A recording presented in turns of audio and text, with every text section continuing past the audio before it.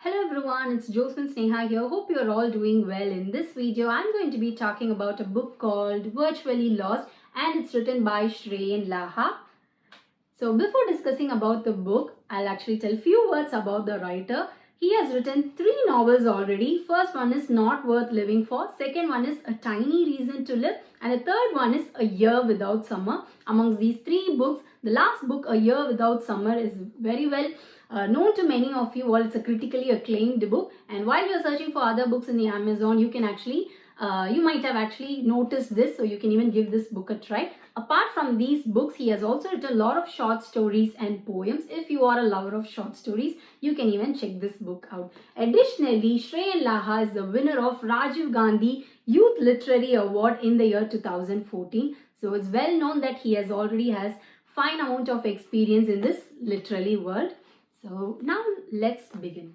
Moving on to the story. This book revolves around a character called Manisha, and this Manisha is the protagonist and she is a psychology professor. One day she wakes up and she boards a bus. Instead of taking it to a destined location, it goes to a new city. So this city is kind of weird because when she wakes up, she has no memory or very little memory of the past, and also she finds a band, a digital band in her wrist.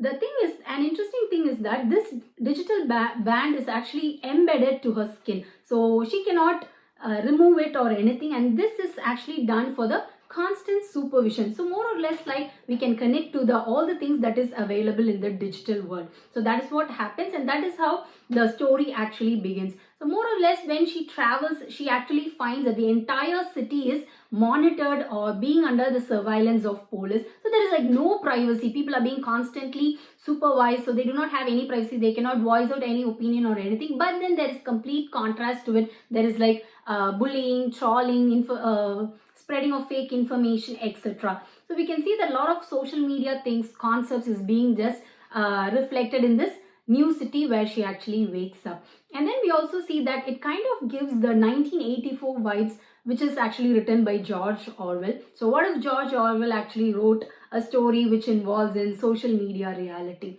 So that is what this book of Shreyan Laha is.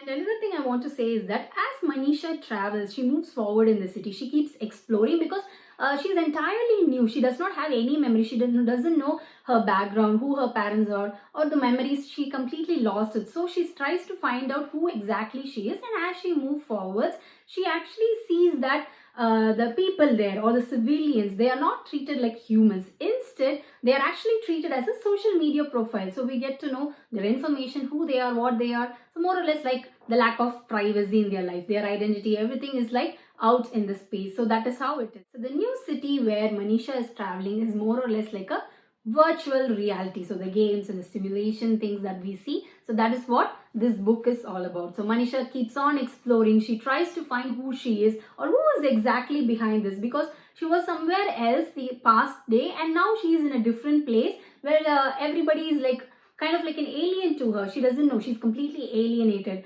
And also we can see that Shreyan Laha has penned this book in a beautiful way. There are a huge number of characters found, and we also travel along with these characters. Each characters that Manisha meets as she goes or as she proceeds, they are all of complete or some use to take the story forward. And the writer also pens his own opinion about how it is impossible to erase one's footprints in this digital world, because it's like more or less impossible. You cannot do it. Some way or the other, it is like somewhere there where people can actually access to it. So that is what the writer tries to convey. And Manisha proceeds to move, as we are aware that she's a psychology professor. So there are a lot of things that she undergoes psychologically, which she's very vocal about. We can actually connect to it. Since we are in the digital world, we don't no longer call it as a modern world or a postmodern world. It's called as digitalized world, because we are living among the digitalized equipment. So we can see everything that she goes through.